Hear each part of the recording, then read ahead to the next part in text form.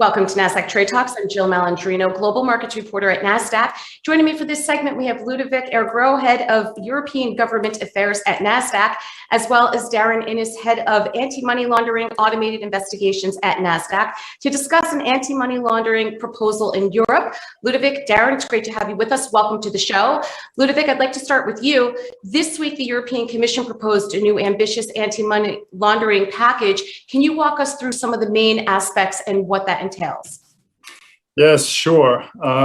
With this package, the EU proposes a single rule book that harmonizes anti-money laundering requirements and rules across the EU.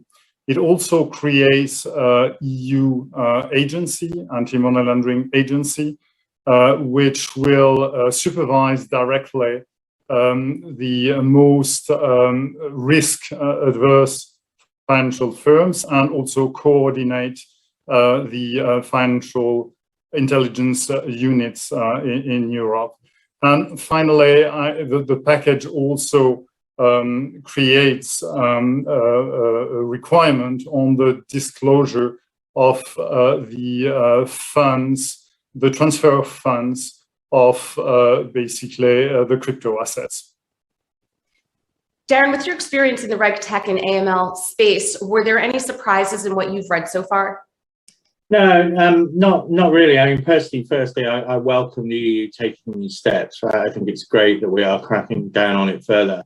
I actually recently was on an EU conference where, whenever they talked about challenges, harmonization and data sharing were two of the big challenges. And I feel that this report, in some way, goes a long way to address it. Or not completely, but definitely a good step towards it. Harmonization itself, it has been incredibly difficult to monitor and ensure that member states in the past have been able to effectively implement new or the current AML directives. And the fact that this AMLA, or this new regulatory body, is going to be set up will help significantly in monitoring how well they do it. And as a separate role, it will also have the role to monitor the large transnational financial institutions. So I think that's incredibly positive and definitely something the industry has been asking about. From the point of view of data sharing, the ability for each country's financial intelligence unit to have an obligation to share data across border in the fight against financial crime is also incredibly positive. Data sharing has always been a challenge, not just in the EU, but elsewhere, because of data security and privacy issues. And criminals have very much taken advantage of that. So I think this will be of some benefit as we go forward. Clearly, Nasdaq has seen the benefit of this in the past. We obviously have Verifin, a company that's owned by Nasdaq, who do provide the infrastructure for Reg 314B and 314A regulated organizations in the US in relation to, if you like, sharing information. So we already provide a platform for that, and we've seen the benefits. So it would be great to see what positive impact this has going forward. And Darren, how will this package influence how institutions worldwide combat financial crime?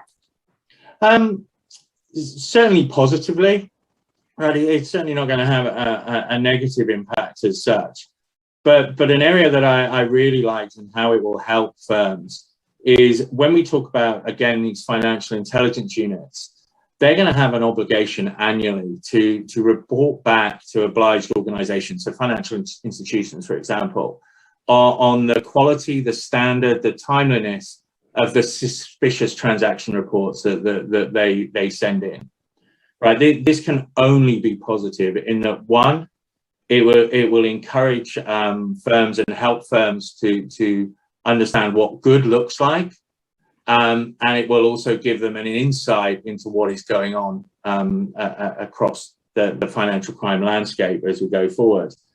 The timeliness thing as well will also encourage firms to become more efficient in how they produce these suspicious transaction reports. So I think positive. There will be technology challenges that they have to deal with. Certainly, we at Nasdaq have been looking at automated investigations for some time now, which squarely fits into how you create a suspicious transaction report. And there is going to need to be a larger adoption of automated technology, which allows firms to use their people to focus on the really serious issues, the if you like, the alerted transactions that need to be reported as STRs, and get to that much quicker than some firms do today. And Ludovic, what happens now and what can we expect in terms of next steps from the European Union? Yeah, first, the European Parliament and the member states, the Council, are going to examine and negotiate actually the Commission proposals. So they will arrive to a common text at some point. It seems that the European Parliament is really supportive of the proposal of the European Parliament, but of course, the devil is in the details, so we'll have to see what the negotiation bring. For the member states, it's a little more challenging because at the moment, the various national laws are a bit different, they may differ, and therefore they will have to work more. Also, I would say the distribution of powers between the national level and the EU level can be a bit complicated to negotiate and to agree on. And Darren, in the last minute here, what does this mean for you as a technology provider going forward? And what does it take from the stakeholders to advance these efforts?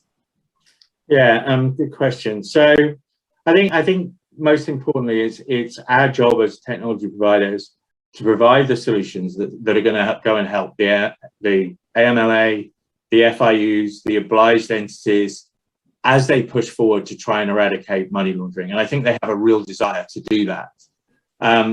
Firstly, technology from the point of view of data sharing. There have been huge issues in the past with security, data privacy, and concerns around that.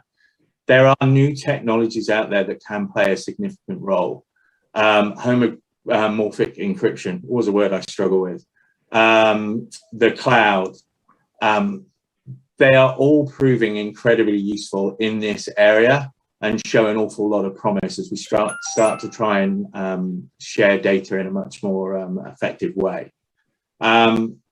We obviously need better ways to detect financial crime and to detect it and then automate the investigation of it quicker.